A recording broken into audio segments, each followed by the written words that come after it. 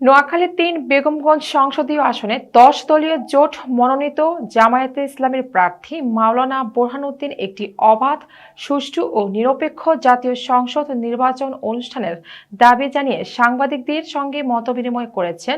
Staff reporter Shahabuddin জানান, শনিবার রাতে বেগমগঞ্জ উপজেলার চৌমুহনী পূর্ব বাজারের তারা মঞ্জিলে অবস্থিত জামায়াতের প্রধান কার্যালয়ে এই মতবিনিময় সভা অনুষ্ঠিত হয়।